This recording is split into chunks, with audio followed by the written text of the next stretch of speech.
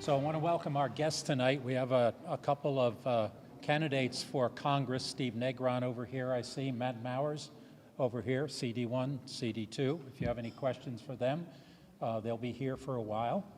A bunch of others here who are running for the Senate or the House in New Hampshire. So if you all could please rise and be recognized. Thank you for stepping up.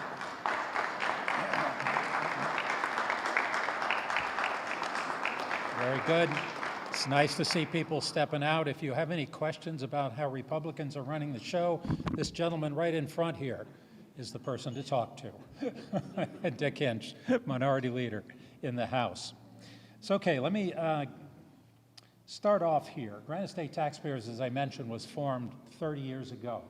And I'll get into exactly why they did that and how they did it. But to talk for a moment about what we're doing now.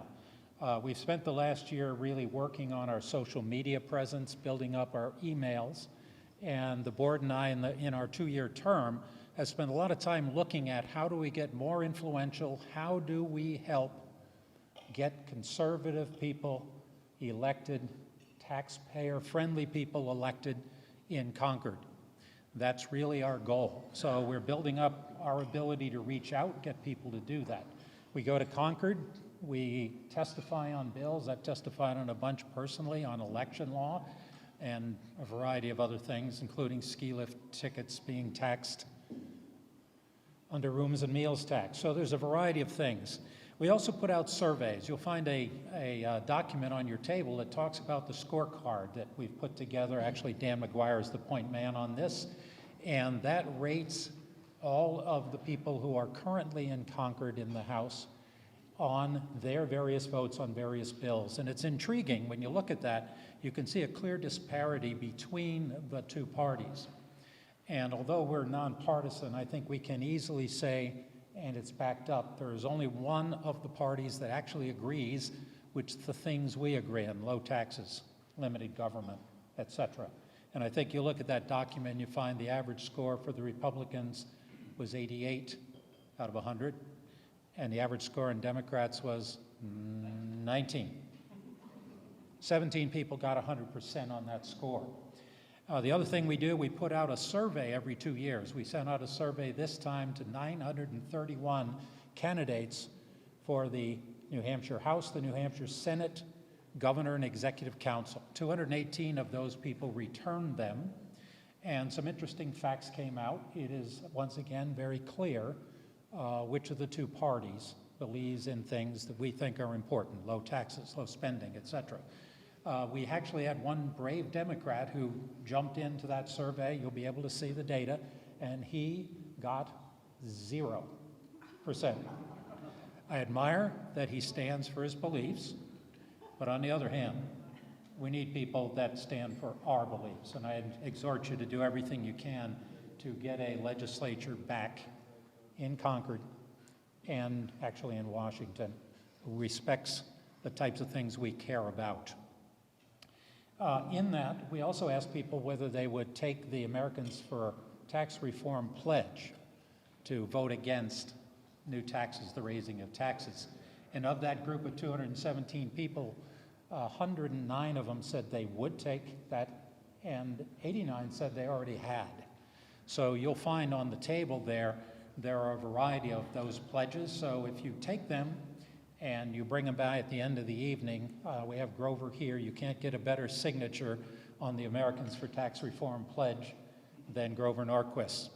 So he will be around. We'll sign those all. When you're done with them, take a picture with your cell phone and email it to info@granitestatetaxpayers.org. We'll aggregate them all and then send them down so that they are kept in the records for Americans for Tax Reform. So, okay, let me go back to March 26th, 1990. And at that time, that was the date that they filed the Articles of Incorporation. Wait a minute, let me find it here. For Granite State Taxpayers. So they basically had, we think of Mel Thomson, we think of George Lovejoy as being the founders, but in fact there were 59 other individuals that signed on to those articles. And their purpose, if I can find it here, there we go. They basically said the purpose of this association is to manage the growth of all forms of government, spending and taxation. The association believes that the method of government budget setting should be based on available income rather than needs, spending desires, and that the tide of government taxation should be turned, and that New Hampshire taxpayers should resolve to dedicate themselves to controlling their government rather than being controlled by it through excessive government and taxation. So that was the rationale that drove Governor Mel Thomson. You all know Governor Mel Thomson, who famously said, what is it? Low taxes are? Very good, very good. We have one of his original signs here. His son, Tommy Thomson, is here with Jaden Thomson as well. Thank you for coming. He's going to speak in a second. But basically, they set this up as the idea of being a force on behalf of taxpayers. And when you think about government spending, there are various line items and things, and there's always someone who's interested in growing spending. Some organization, some group, some interest group. Those of you who are in the legislature or want to be, you already know this. And for the taxpayers, most of us are just spending our time trying to pay our bills, getting our kids through college, paying the mortgage. We think about government at tax day.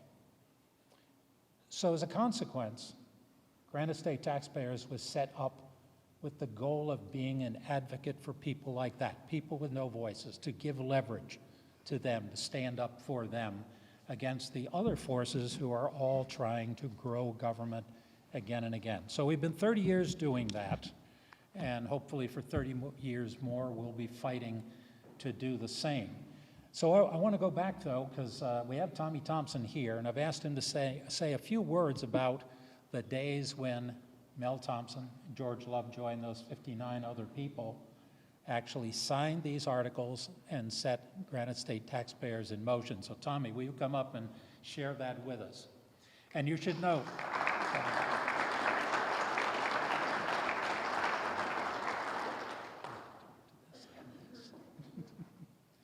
Thank you, Ray. When Ray asked me to come down and speak a few words, I told him that I would like to do it. We had to postpone it 3 times, I believe, 2 times. Anyways, we made it, and when we pulled into the driveway here and got out of the vehicle, it was 96 degrees. So, anyways, thank you for the invitation. And before I start, I just wanted to share this thought with you. We've watched across this country the last 3 months with young people protesting, which turns into riots, breaking windows, looting, and burning businesses in almost every city that has been run by Democrats, liberal Democrats, for years and years. But there's hope. Those young people that are doing that, I can't answer for them, but I can tell you that there are other young people in this country and in this state and in this room tonight that we have right over here, the great-grandson of Governor Thomson. He had started a little business 5 years ago selling camp firewood. And this year, he decided his price is $4 a bundle, which is about half the price of the Hannaford's and all of the big stores. But he decided this year, because of COVID-19, that he was going to donate $1 for every bundle to the local food bank. And so there is hope of our young people in this country.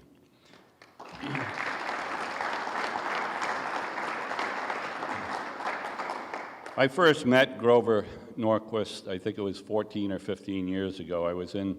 I spoke at the Heritage Foundation, and a friend of mine in Washington, D.C., R.J. Smith, said, you need to go over and see Grover on his weekly meetings. and gave me, I had to make copies of everything, and he said, you're going to get 5 minutes, and that's it, so you better have it down pat. And it had to do with the view tax at the time in New Hampshire, which Grover seemed to find very interesting then. And I think it wound up, he kept asking me questions, and it really wound up to almost 20 minutes, which RJ said he'd never seen that happen before. But we're still fighting that tax. I just want to thank Ray and all of the other members, board members of the Granite State Taxpayers for celebrating the 30th anniversary in which Dad and Senator George Lovejoy began, along with, as Ray said, all of the others that had signed on. Today, the Granite Taxpayers is an important, influent organization led by Ray Chadwick. And I know my father and George Lovejoy would be pleased to see what Ray and the other members of this organization have done in the Granite State has accomplished. And the New Hampshire taxpayers thank you for that. And we look forward to working with you and encouraging you to do, continue to do the good job that you're doing. Ray also asked me if I would bring down a little memorabilia of my father. We have 2 posters over here that Dad started out with in 1968. Back then, there was no social media, so what he did is he had these little records printed up and handed them out. Campaigning back then was a little different than it is today. I've got a couple other things. This is a kind of a photo history of Dad from throughout his life and his family and also as governor. And those things we will leave here. The one I do not have a duplicate of is this, but I will get you one. So let me just try to share a little bit of Dad's history. I had 2 brothers that actually worked at the State House with Dad, my oldest brother Peter and my youngest brother Rob. I chose not to get involved. I preferred being out in the woods, and I also by trade was a printer and came back to Equity Publishing, which my father had started, a law book publishing company. Moved from Long Island, New York to New Hampshire. When he ran for governor, Rob and I went back to the printing company and ran that. So the first time that Dad ran for governor was in 1968. It was in the spring. He came home. He was plowing a field where I live today. To get it ready to plant corn. It was a Saturday evening. We all sat down at the table as a family and had our meals. And my father said he had something he wanted to share with the family. He'd made a decision today, and that decision was that he was going to run for governor of the state of New Hampshire. Keep in mind, my father only had run for the local school board of a town of 600, and that was it. He grew up mostly in the South, where his father would move. He was in the engineering business, and he had to keep moving from school to school from different states in the South during the Depression. So he had a little bit of a tinge of a Southern accent. He went to Portland, Maine, and cut a tape to announce that he was running out of state with a Southern accent, and it didn't go over very well. He lost the primary, but he was very persistent. He ran a second time. He won the primary, but lost the general. He came back the third time and won and was sworn in 1973. But during that time that he told us at that dinner table in 1968 that he was going to run for governor, my oldest brother turned to him and said, "Dad, you've been out in the hot sun too long today." So there was a lot of controversy over the years. Someone asked me tonight if I had ever run for any office, and I said no. My wife was opposed to that. She saw what happened in some of the campaigns, and all of us as kids worked on the campaign. But I chose another way of serving, and I've served almost a total of 50 years combined of different state boards in the state of New Hampshire, and I'm still on 2 of them today. One thing I'd like to share with you, Dad has written a couple books that will be auctioned off, and the money will go to the Granite State taxpayers. And in chapter 2, the name of it is The Power to Destroy, and I'm just going to read you a little bit. And this was written by Dad in 1972, a little over 48 years ago. Taxation without representation was the firebrand that touched off our American Revolution.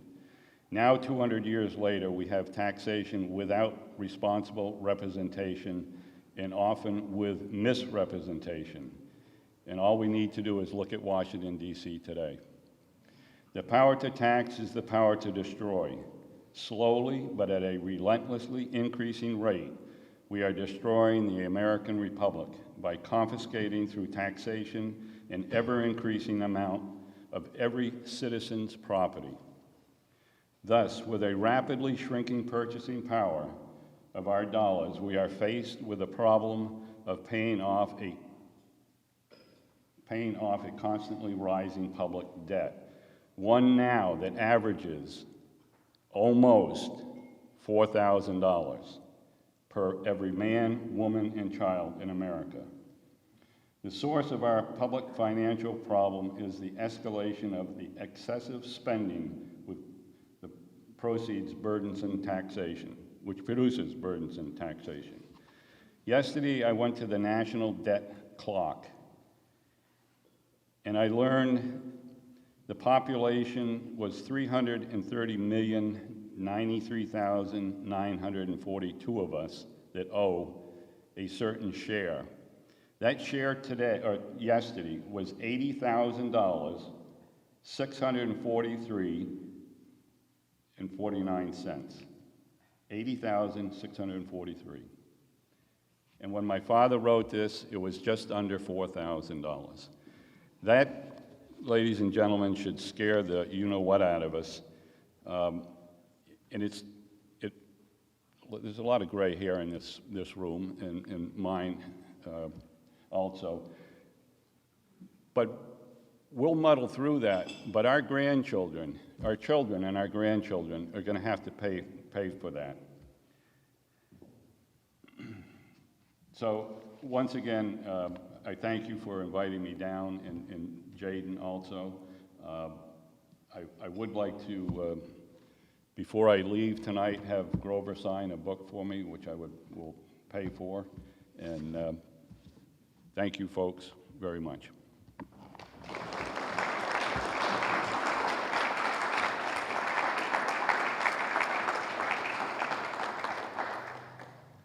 Thank you, Tom. Thank you so much.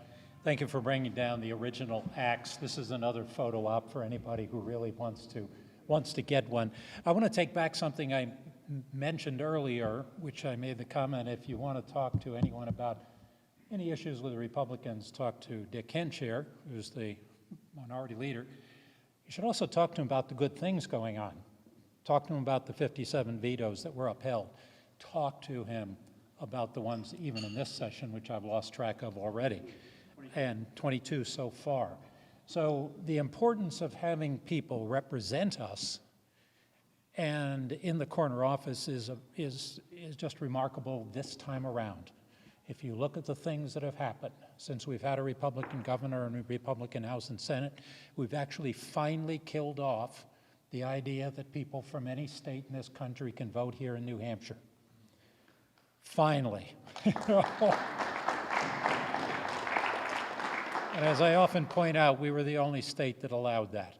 We have friends that have moved to other states or just come from other states. They're amazed to hear that little practice here.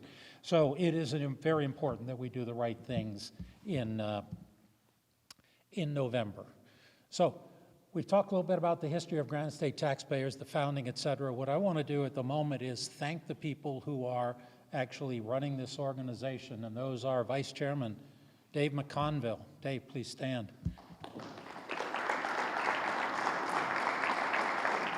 Our GST Secretary, Dan McGuire. Our Treasurer, Bob Dabrowski, back over there. Bob. And I see, and I'll probably miss someone here, I see current board members, Peter DeBrun-Kops, John Lewicki, John DePetro. I'm missing anybody? Former Larry Cheatham. And I think that's it. Past chairman. Who'd I miss? Huh? Oh, past chairman. We're getting to that. Okay. So past chairman, we have actually one past chairman with us, and that's Stephen Stepanek. Stephen, thank you very much. And former vice chairman, I think, is Bill O'Brien. We're going to have Gary Daniels here. These are the people that put the time and effort into this to carry on the legacy and the work that was started by Mel Thomson. So I want to thank them all for that. So without further ado, let's move on to what you've been waiting for, which is our main speaker. And Grover Norquist goes, frankly, in this group with not needing any introduction. I'm going to do it anyway. He founded Americans for Tax Reform back in 1985. Is he here? Did he leave? Okay. He just left. He didn't want to listen to the introduction. Grover, you got to turn on your microphone. We're just talking about you now. Founded Americans for Tax Reform back in 1985. Did that pretty much at the request of President Ronald Reagan, who was very good at fighting taxes. And he's grown that organization. He's been the head of National Taxpayers Union, been on a variety of boards. He has an MBA and a BA from Harvard. He's an economist, so he brings all of what he's saying to a very, he comes from a background to understand all of those things. And I sort of figured I'd like him after I recognized two things: that he was described as the Dirty Harry of tax and government reform by no less than Ted Nugent. So that's the kind of basically endorsement I really love. And the other one, when you go on his website, you'll get what I think, when you first look at it, you go, oh my gosh, this is a strange statement, but when you think about it, it's totally true.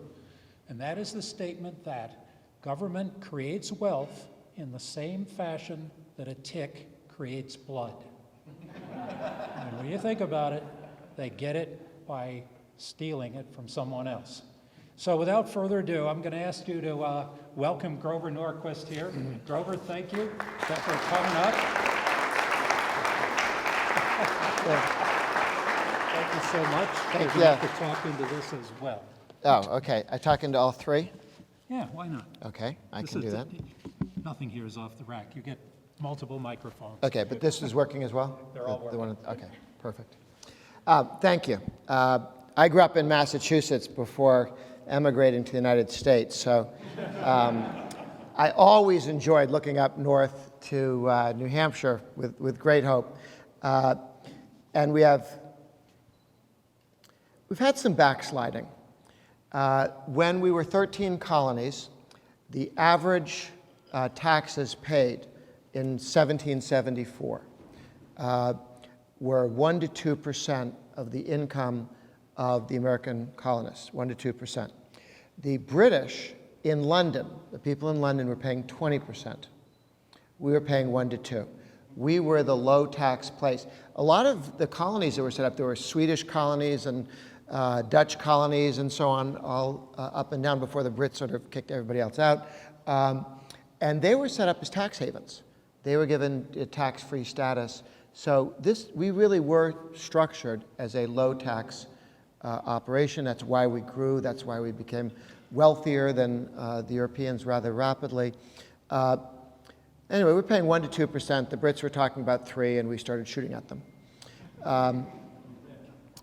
And over time, the federal government spends about 20% plus of GDP, and total government maybe a third, state, local, federal government. How did we get here? How did this happen? Part of it was every time we'd have a war, we'd get used to paying more taxes and spending more money, and they'd stop paying for the war, but they'd keep some of the money and start doing other things with it. So every time the government got more money, they never quite let it, each war, spending went up a little bit permanently, didn't always go back. And it got expensive. Add to that, that half of the federal budget, people say, oh, government grew because American people wanted it. They decided, voted again and again and again, they wanted government. Half of the federal budget's roughly 20% of GDP, half of it, 10% of GDP, was created in two-year periods. 35, 36, New Deal, Social Security, food stamps, stuff like that, and then the Great Society, 65, 66, okay? After both of those, the Democrats lost significant elections. People weren't crazy about this as an idea, but that permanent spending, the welfare programs, the entitlement programs that we call them, they got in, that's what's growing. And we don't fix spending nationally until we reform those entitlement programs. Defense is 4% of GDP, roughly. Government's 20% of GDP. Defense is not busting the budget. And we can save a lot of money, but it's not what's driving growth in spending. It used to be 10% under Eisenhower. It's now 4%. That 6% went into the social welfare spending. Didn't go back to us. Went into social welfare spending, and that allowed it to grow. So when the Democrats got a supermajority in each case, they jumped spending rather dramatically, and then it just stayed there with these entitlement programs. What we have had during the lifetime of Ronald Reagan is a sorting out of politics in a way that I think is actually very helpful. You do have all these people who talk about, why don't we have bipartisan compromise anymore? Those good old days of bipartisan compromise. People who talk like that are telling you how old they are. Because there used to be liberals and Democrats. Basically, if you were a Republican, you were born north of the Mason-Dixon line. And if you were a Democrat, you were born south of the Mason-Dixon line. And it had nothing to do with how big you wanted the government or the power of the state or how big, what kind of decisions you should make and what kind of decisions the federal, state, or local government should make on your behalf. And there were little old ladies in Louisiana who agreed with Ronald Reagan on absolutely everything and voted for George McGovern because Sherman had been uncharitable to Atlanta at one point in recent history. And there are little old ladies in Maine who were Republicans even though they were left-wing because Maine was part of the North during the Civil War. This is a very irrational way to pick up teams if you're trying to govern a country. But everything was bipartisan. The liberal Republicans and the liberal Democrats would fight the conservative Republicans and the conservative Democrats. So everything was bipartisan. And there was a compromise in the sense that Richard Nixon, wanted the government to get bigger. And Ted Kennedy wanted to get much bigger. And so we would compromise every year between bigger and much bigger. And Nixon would say, they wanted much bigger, they only got bigger, this is great. But if you play this game 50 years in a row, pretty soon you end up in bigger territory, okay? Because we were compromising towards larger government. Now, or we were cutting the difference, because no one was advocating less spending.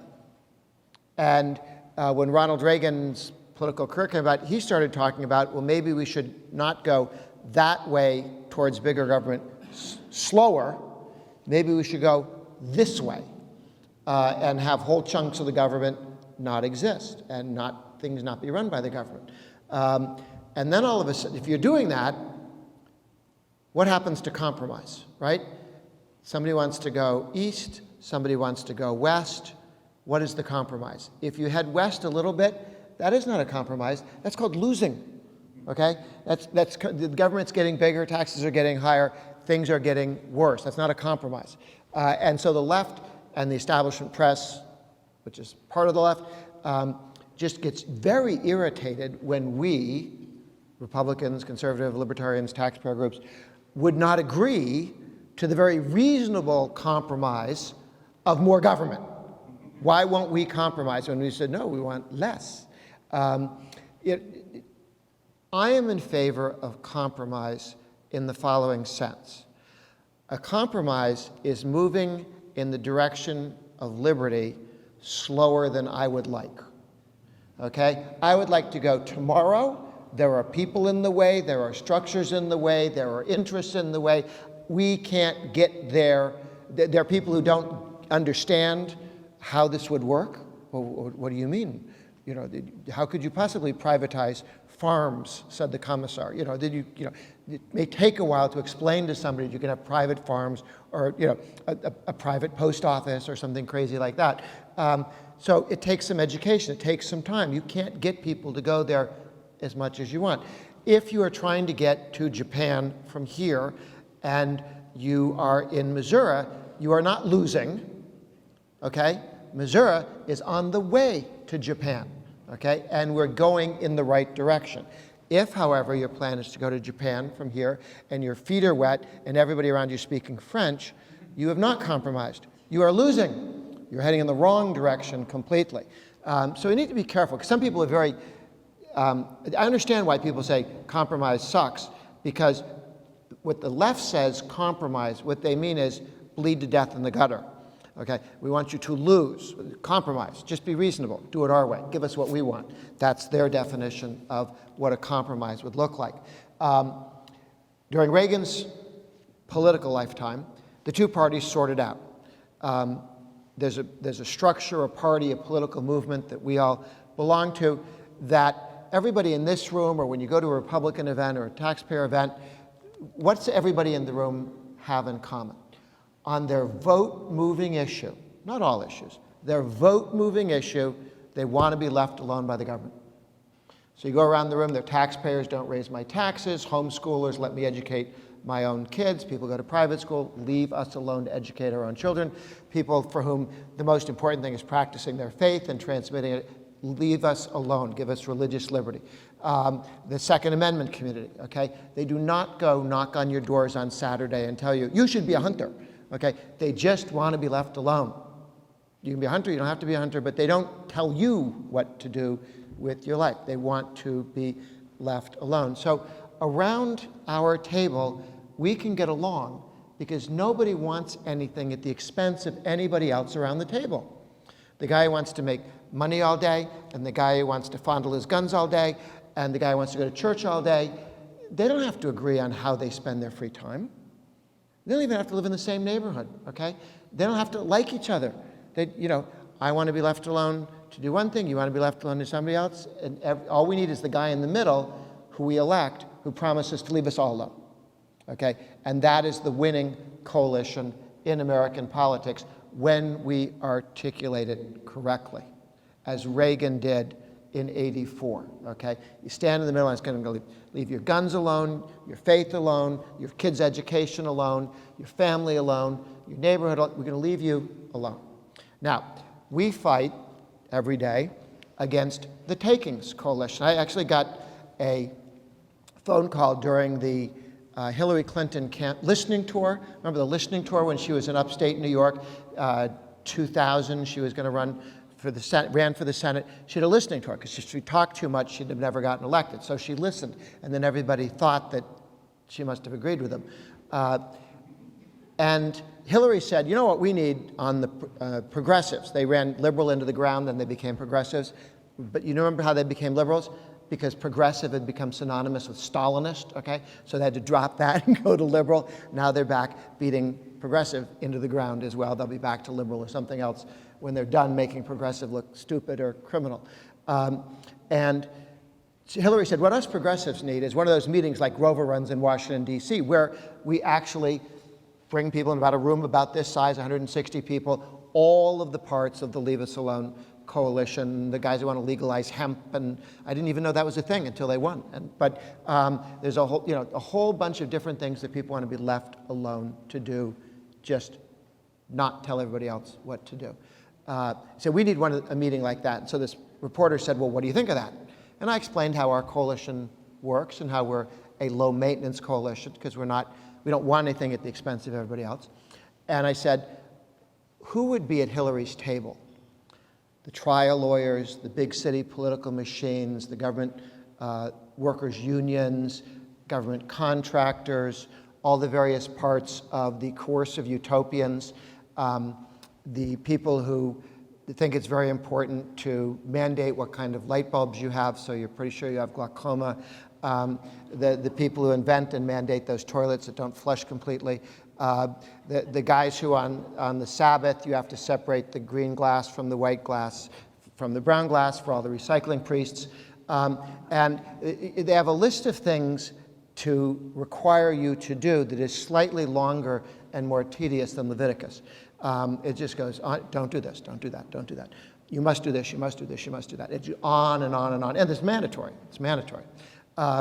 So around the left's table, they can get along as long as we're stupid enough to throw money into the center of the table, to raise taxes. Then they get along like that scene after the bank robbery in the movie. One for you, one for you, one for you, all of them happy. They all get paid off. But if we do our job correctly and say no new taxes and mean it and hold it and more money is not dropped on the table, that pile of cash, the $800 billion stimulus package that Obama started his presidency with, oh, $800 billion cash on the table, everybody in their coalition very happy, then it starts to dwindle. Now, you and I may think it didn't dwindle very much, but for them, they're like the Kennedy kids with one six-pack in the middle of the table, and this is awful, okay, and we can't possibly stand this. So then they begin to look at the guy next to them to see who they might knock away from the table so they can have more, okay? Because the left is not made up of friends and allies. It's made up of competing parasites. And if we don't feed them taxpayers, they'll eat the guy next to them, okay? And then when we meet them 2 years and 4 years from now in election, there are fewer of them because they pushed somebody away from the table and took all their stuff. And the guy they kicked away from the table may come join our team because he or she may have to go get a job and become self-sufficient and things and then join our team. That's why the Taxpayer Protection Pledge that Americans for Tax Reform put together, it was mentioned that Reagan sort of founded Americans for Tax Reform. The White House completely invented the whole thing and asked me to run it. Bill Barr, now the Attorney General, was a lawyer who organized, did the whole thing, did all our legal work and so on. And the goal was to help pass the Tax Reform Act of 1986. And I realized that we had a problem going into the final negotiations because a lot of congressmen, senators, and voters didn't trust the idea that a bunch of congressmen and senators would go into a smoke-filled room and make 1,000 changes to the tax code, and that we were going to trust that when they came out, it wasn't a hidden tax increase somewhere, okay? That there weren't problems there. So I got 100 congressmen and 20 senators to sign the pledge, no net tax increase. The president agreed, said I'll veto it if it's a net tax increase. And they actually came in with a $60 billion tax cut over 5 years. And they filled that little dip by selling off a bunch of agriculture loans that were owned to the government, and the government sold them to a bank. So we kept it. No tax increase. Dropped rates, broadened base, tax reform, not tax increase, and we didn't get a tax increase. The point of the Taxpayer Protection Pledge is to get, and we have about 90% of the Republicans in the House and Senate nationally who've taken the pledge. We're working with all of the state legislators in the country to develop more leadership on people who've taken the pledge, get other people to take the pledge, more peer-to-peer recruiting on pledge takers, because it's been very helpful in stopping many taxes in a bunch of states, and with more guys who've taken the pledge and a larger percentage in each of the bodies, we can do even better than we have in the past. Sometimes people come up to me and say awful things. No, sometimes people come up to me and say, why don't you do a pledge on spending? I said, fine, write it. I promise not to spend too much. I promise, right? I mean, the way Washington works, they have this committee in the House and that committee in the Senate, and then it goes into another committee and everybody passes it. And everybody can look at you and say, I wasn't for most of the stuff in that spending bill. but it passed. Okay? It's almost as if they designed it so that everybody could have the ability to deny they'd really agreed to that much spending. I liked this part, but not that part. But I voted for the whole package because I liked this part. And that part was not as big as it might have been if you look at it sideways. So it keeps getting bigger, and what we need is enough people to say taxes aren't going up. We had a big success in the Obama years, and it's tough to remember sometimes. Obama said, I want a $2 trillion increase in debt ceiling. And the Republicans said, we can do that if you reduce your planned spending over the next 10 years by $2 trillion.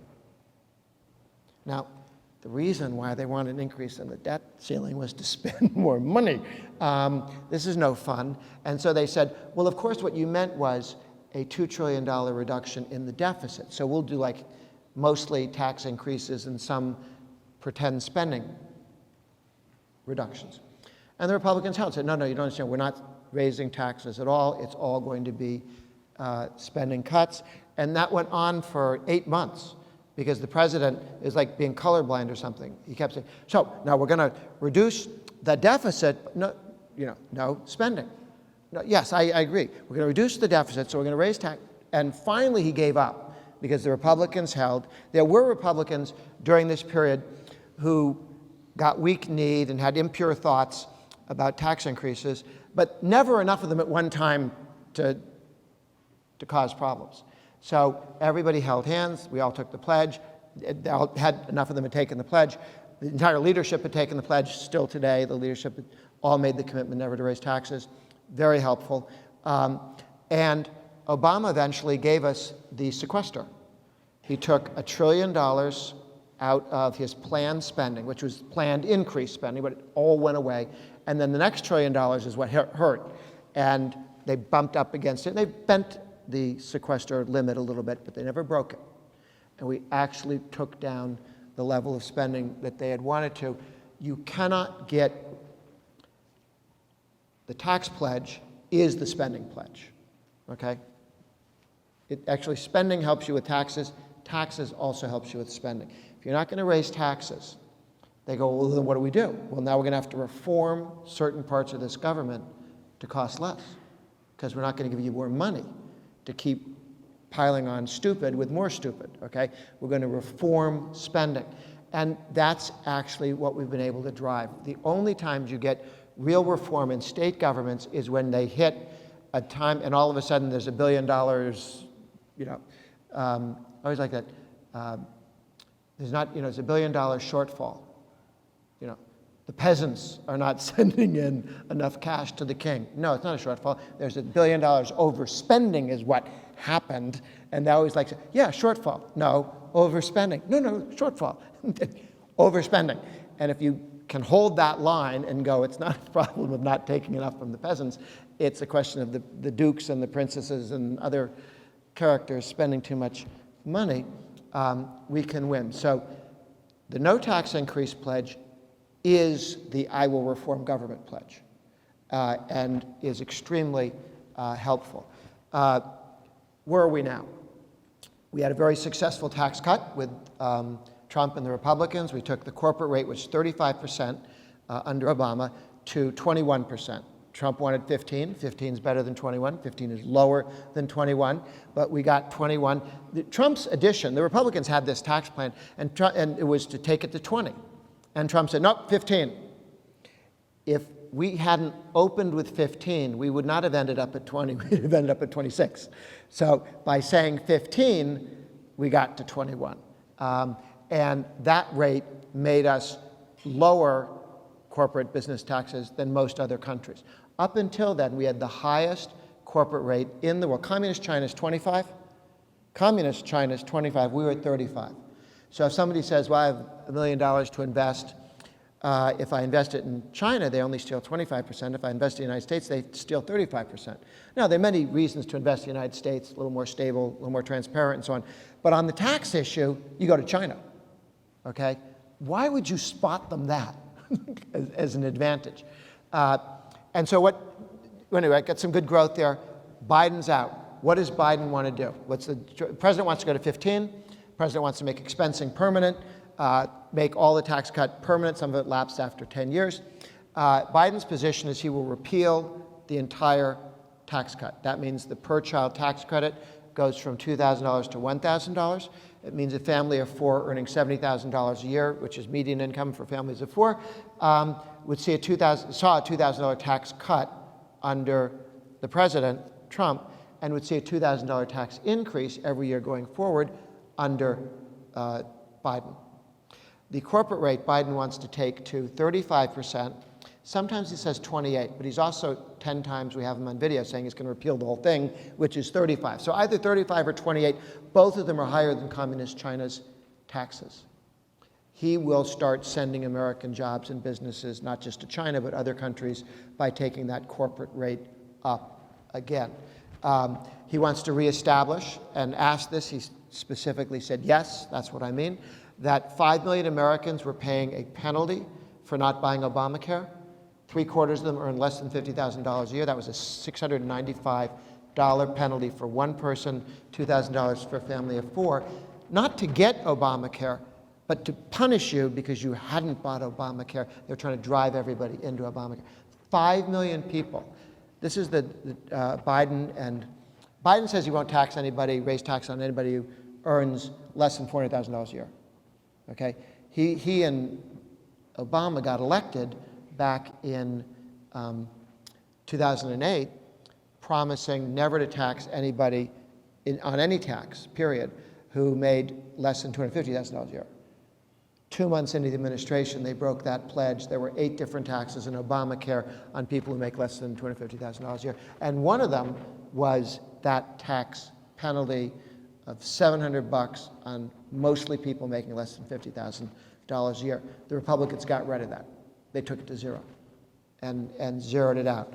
So this tax, I think, as we're looking forward, I see 6 voting blocks that will help the liberty movement and I think put us over the top.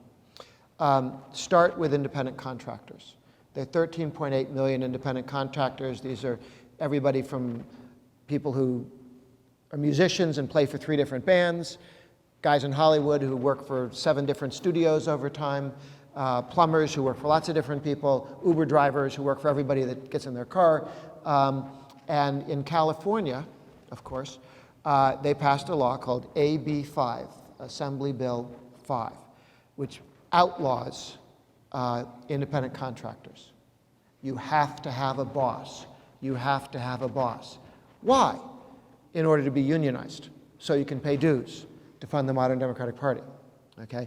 And a court just ruled and just told Uber and Lyft, you must do this. Now they're going to appeal, but better than appealing, and I like Uber and Lyft, as opposed to some businesses would go, oh, okay, we'll make it work. They've got the signatures and put on the November ballot a measure to knock most of AB 5 out, gone, so that independent contractors can be legal in California. Biden has twice endorsed AB 5. That's a great thing they did in California, twice. And he's endorsed the federal legislation that the Democrats from your state voted for in the House, which gives organized labor everything in the world that they've ever asked for, including outlawing independent contractors nationwide and outlawing right to work nationwide. Okay? That's how crazy the left has become. That's Biden's position. I think we can talk to 13+ million independent contractors and say, you can't organize your life to be your own boss if Biden wins. We may not get all 13 million, but I think we do fairly well. Second, this should be the 401k IRA election. It's one thing to say, I'm going to get you a job. That's great for people who don't have jobs, but those of us who have jobs go, well, that's very nice, but I don't need a job. I have a job. Or I'm going to raise your income. Okay, income's nice. But your life savings increased by 50% if your 401k or IRA, whatever size it was basically, it was just in the Standard & Poor's 500, just smattering of the entire economy. Not if you did it in NASDAQ high tech, your 401k doubled under Trump when COVID hit, and then it's gone back to roughly the same place. So you doubled the amount of money in your life savings If you were in NASDAQ, up by 50%, not too bad. If you were just in the general economy, I do that. I'm not smart enough to decide this guy's going to win. Just give me the general. I'll bet with the American economy. And that was a 50% increase. That increase started the day that Trump got elected. Because everyone said, oh, we're not going to live under Hillary's laws. We're going to live under Trump's taxes and deregulation. Stock market started shooting up. It went back down again when COVID hit and we decided to shut down the economy and quarantine us instead of quarantine people who are sick or old. We decided to quarantine everybody else, and which was an interesting strategy that had never been done before. So the economy went down. The stock market went down. The stock market never went down as low as it was on election day. The prospect of living under Hillary was worse for the stock market than COVID-19. Now, it's gone back up again, okay? Just last several days, several weeks, it's up around 28,000, very close to where it was before, as high as it got, the 50% increase. And you go to the modern Democratic Party does not like to talk about your 401k or IRA for one reason. Every idea that Biden or the Democratic platform has put forward will make your 401k smaller. Their taxes, their regulations, their energy policy, their labor law, their tort reform, non-tort reform, trial lawyer laws, everything the Democrats think of, everything they suggest, everything they vote for will make your life savings smaller and weaker. And the Republicans sit up all day trying to figure out how to make your 401k bigger, okay? That, I think, and there are 80 million households that have either an IRA or 401k. And about 10 million millennials just joined that thing called Robinhood, where it doesn't cost anything to trade stocks. A whole bunch of people have started investing in just last few years, another 10 million, mostly millennials. A lot of new people have entered the savings 401k IRA zone. But 80 million households is not 1%. Remember, they're 1%. 80 million, I can do 80, 200 million adults, it's not 1%. It's a very large percentage of the economy. Charter school students, 3 million kids are in charter schools. The left has bared their fangs. They've made it clear they intend to shut down and defund charter schools. Biden has said this. The teachers' unions went to every Democrat running for president and made them promise made them commit. They always go, we don't like this pledge thing. Yeah, the pledge is public. It's written. It's in front of everybody. They get their pledges in little rooms, where they promise the teachers union that they'll do everything they want. They tend not to write this up, but they have said it out loud. Their goal is to shut down charter schools. 3 million kids in charter schools, so between 3 and 6 million parents have kids in charter school. You saw in Florida, we won the governor's race because the Democrat running, liberal African-American guy, lost 50 to 75,000 African-American women who believed him when he said he was going to shut down their school choice operation, and that was their kids' lifeline. This alone shifts whole states.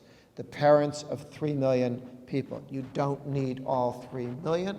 You just need enough of them to realize they really will close down what you're doing. And you've seen that in LA, they said, we're not going to teachers union, we're not going back to work until you shut down those charter schools. Oh, that's a safety question because we're worried about COVID. No, just we want that shut down because they make us look bad. 13 million Americans vape. This is the thing that you get water vapor instead of tobacco. It's much healthier for you. It's 95, 98% better for you than smoking cigarettes. And again, 13 million people vape. They're feeling better about themselves. They're healthy. They feel very virtuous. This is a lifestyle issue. We discovered these people because we started running into them. And all of a sudden we said, we need to talk to these guys. They elected Ron Johnson, the senator from Wisconsin. He organized every vape store in the state and got 50,000 more votes than Trump did. And they're doing voter drives, and they know the Democratic Party wants to make what they're doing to save their lives illegal, and Trump has said we will never bother adult vapers, period. So did his campaign manager. which tells you, he did this after seeing a memo we put together. Here's how many vapors in Ohio and Wisconsin and Pennsylvania. And by the way, 80% of them say that if it's a question of having vaping made illegal, that's the single vote moving issue for them for right now. And this is, vapors spend more time vaping than nuns spend praying in a convent during the day. It is the thing they do all day, and it's central to their self-description. And then homeschooling. 2 million kids homeschool. 2 million kids are homeschooled. I'm on the board of the Parents' Rights Organization, which largely does homeschooling, but other parents' rights issues. And on the board are a bunch of people who sell books and computer programs to homeschoolers. And they say 24/7, they're moving things out the door. They're expecting a very significant jump in the number of homeschoolers. Only 4% of school kids homeschool K through 12. And 40% of parents say they're more likely to homeschool than before being forced to homeschool. I mean, I thought it might have gone the other way. No, I'm not going to homeschool. I want these kids out of here.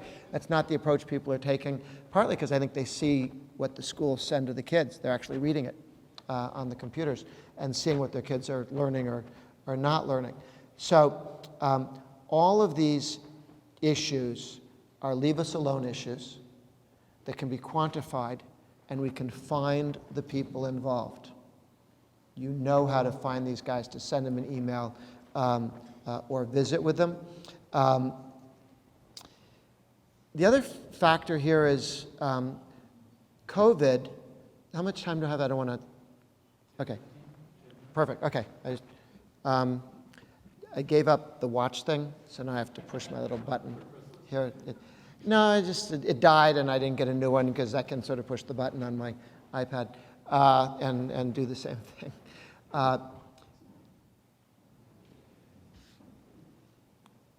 The modern Democratic Party was organized through labor unions, their offices, their structures, the money, the dues, the organization, talk to Fred, to talk to Mary, to talk to so-and-so, from the 30s on. But organized labor is kind of a parasite, and at some point the host gets weaker and weaker, and all the industries that they unionized became smaller and smaller. There are 10 times more retired coal miners than coal miners. There are more retired steel workers than steel workers, because you force those industries to get smaller, to become, we can't afford the people and we can't afford the work rules, so they get shorter or they move to another country. So now, instead of 33% of American workers being unionized in the 1950s, it's 7% of the private sector, 7%. And so they had to look for some other way to fund and structure the party. So they moved to public sector unions, teachers' unions and others. And 35% of government employees, state and local government employees, 35% are unionized. And many of them required to pay union dues. But we just had the Janus Supreme Court case, which says you can't force a government worker to pay union dues. You can offer them a union, but you cannot force them to pay union dues, and if they want to walk out the door, you can't stop them. That has started a hemorrhaging, but we haven't quite got the sort of regs down, and there have to be a few more cases to keep slapping their hands and tell them each time, no, you can't tell them they can only leave on Tuesdays of the anniversary of their birthday. I mean, they literally make it very difficult for people to figure out how do you get out of this in some sort of maze structure. But step by step, this is getting knocked down, and they can see the end of this coming. That's why the opposition to the liberty movement is no longer the private sector unions, even the public sector unions in terms of cash flow and structure. It's now cities, entire cities. And so you're seeing cities in revolt against Trump, both on issues like whether a criminal who's an illegal alien should be turned over to the police for deportation. A criminal, I'm not talking about citizens, criminals. They say, no, we're a sanctuary city for criminals. And cities are doing that, not states, cities. And then you see the riots. The Texas Public Policy Foundation, great think tank, did an interesting study. What decides which of these cities are rioting? It's not the percentage of African Americans who live in the city, which you might think because Black Lives Matter or something. It's actually the percentage of the vote Hillary got in 2016. The highest Hillary cities are the ones rioting. Why? Because the politicians are in on this stuff, allowing the rioters out and then back. And the lady in Chicago that's the prosecutor, who's a third of the people that got arrested committing crimes, breaking stuff, she's just not charging at all and letting people go. So you have to own the city to weaponize it as a political, in order to make voter fraud easier, because everybody's there. And who's going to prosecute voter fraud in Chicago? Who's going to prosecute voter fraud in San Francisco, in these cities? It's just not happening. So watch for cities to replace public sector unions, which have replaced private sector unions, as what the other team is doing. Now, on COVID,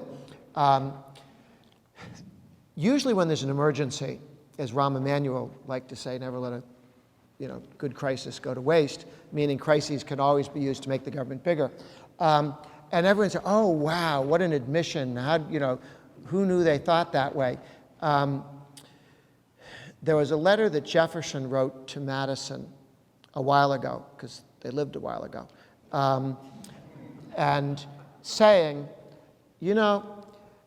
we've got to fight this old tendency of using every emergency to augment state power. So in 1800, this was considered an old trick, and one that we must combat, okay? So when the guy from Chicago says it, everyone goes, oh, wow, that's very unique and interesting and different. How did this come up? It's an old trick.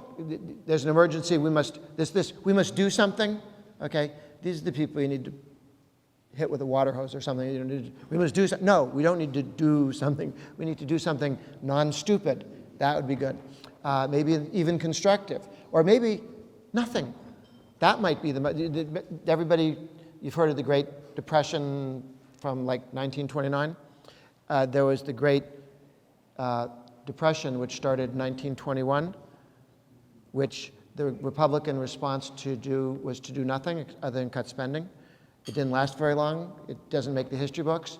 The recession, the first recession we decided to fix, is the one that lasted either 10 or 20 years, depending on what metric you want to use. Private sector employment, GDP, stock market.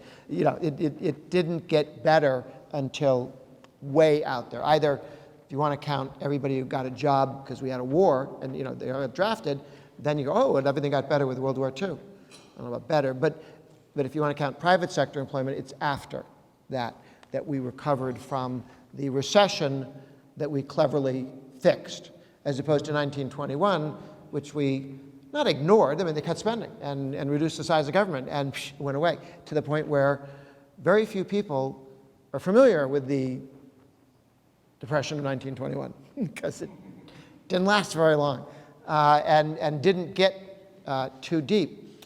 But with COVID, at Americans for Tax Reform, our website, we have about 700 examples of deregulatory efforts done in reaction to COVID, okay?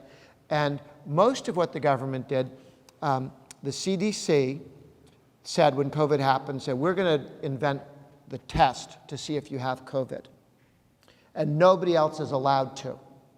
And that took them 6 weeks. Remember they keep saying Trump didn't do something for 6 weeks? CDC, that guy who smiles and everything, Fauci, okay, he said, we're the brains around here. We know what we're doing. We have a monopoly. Nobody else is allowed to do this.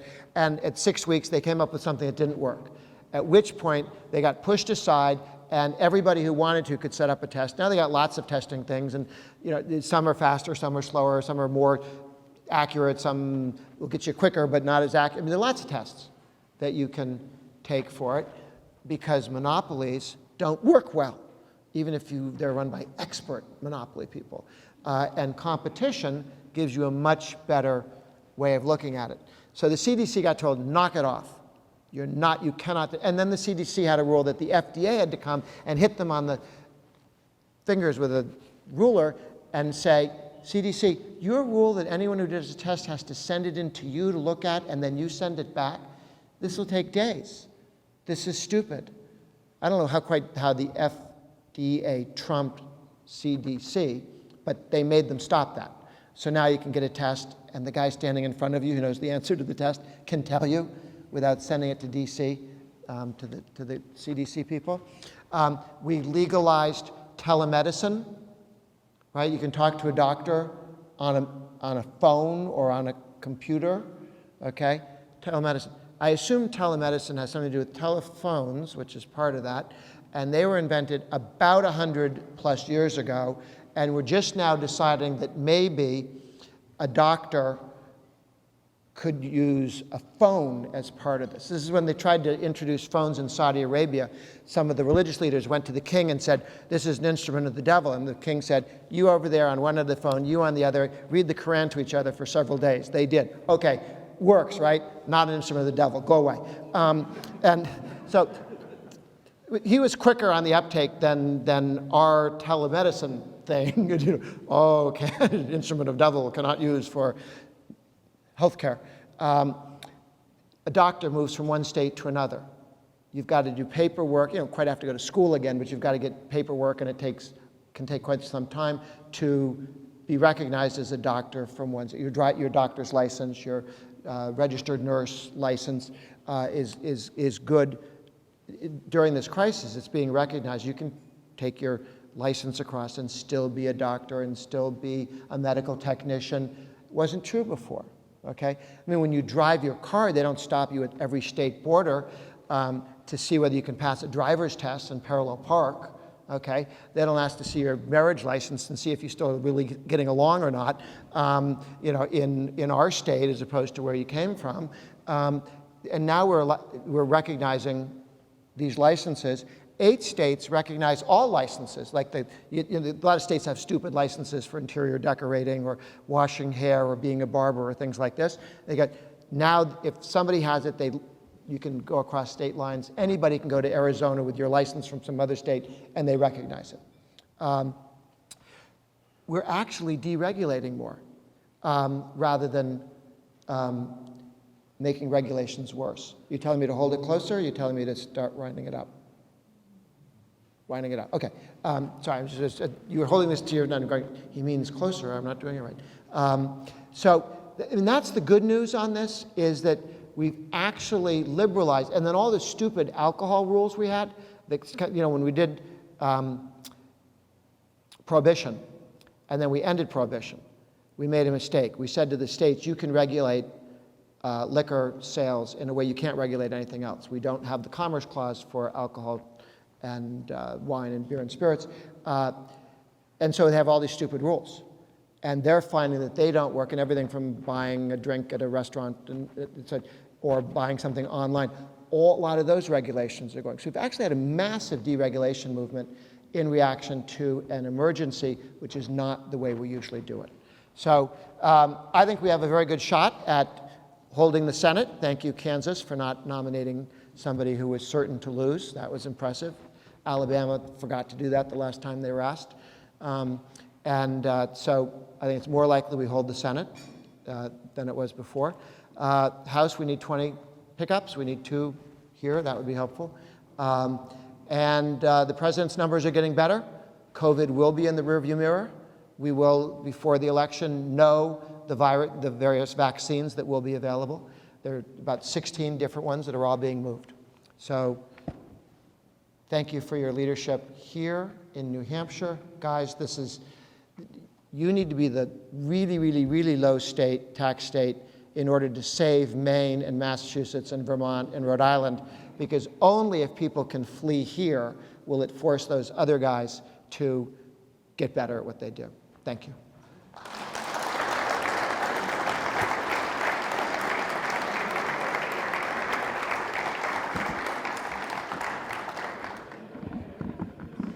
All right, thank you very much, ladies and gentlemen, for coming out to our 30th anniversary celebration, and have a good evening. Bye now.